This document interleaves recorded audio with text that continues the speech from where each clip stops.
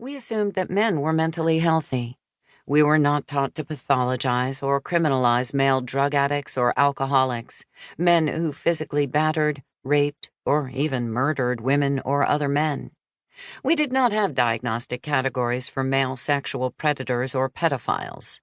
The psychiatric literature actually blamed the mothers, not the fathers of such men, for having sent them over the edge.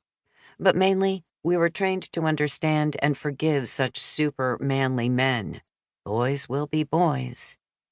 In other words, our so-called professional training merely repeated and falsely professionalized our previous cultural education. I knew that what I was being taught was neither useful nor true. At this point, I'd been attending feminist meetings almost nonstop for 2 years, surrounded by other women who were equally passionate, confident, vocal, and educated. In the spirit of that time, I became, and have remained, a liberation psychologist and a legal activist. I was a multidisciplinary researcher who loved both myths and footnotes. I refused to write in an obfuscated Mandarin language. I was psychoanalytically and spiritually oriented, but I was also steadfastly political. In 1969, I co-founded the Association for Women in Psychology, AWP. In those days, women founded new organizations every month, sometimes every day. Emboldened by feminism, we created our own organizations where we and our ideas would be welcome, and in which we could teach ourselves and each other what we needed to know. We hadn't learned it elsewhere.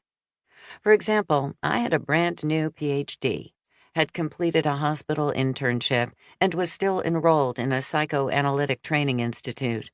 But I knew almost nothing about how to help another woman, or a man, understand her own life.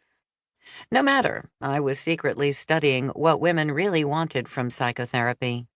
I planned to present my findings at the annual convention of the American Psychological Association, APA, in 1970.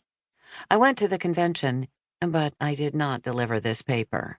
Instead, on behalf of AWP, I asked APA members for $1 million in reparations on behalf of women who had never been helped by the mental health professions, but who had, in fact, been further abused, punitively labeled, overly tranquilized, sexually seduced while in treatment, hospitalized against their wills, given shock therapy, lobotomized, and above all, unnecessarily described as too aggressive, promiscuous, depressed, ugly, old, angry, fat, or incurable.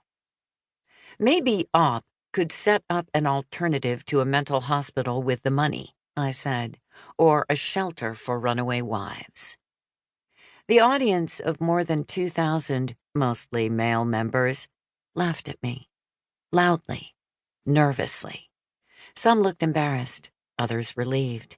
Obviously, I was crazy. Afterwards, colleagues told me that jokes had been made about my penis envy. I started writing Women and Madness on the plane back to New York. I immersed myself in the psychoanalytic literature, located biographies and autobiographies of women who'd been psychiatrically treated or hospitalized, women who refused to eat or who refused to marry, women who were unable to leave home or to lead lives outside the family. I read novels and poems about sad, mad, bad women, and devoured mythology and anthropology, especially about goddesses, matriarchies, and Amazon warrior women. It is no accident that I wrote about goddesses in Women and Madness, great earth mothers like Demeter, who rescued her daughter Persephone from kidnapping, rape, and incest. Amazon figures like Diana, who protected women in childbirth and who literally ran with the wild beasts. Such goddess images are our collective human role models. We repress them at our own peril.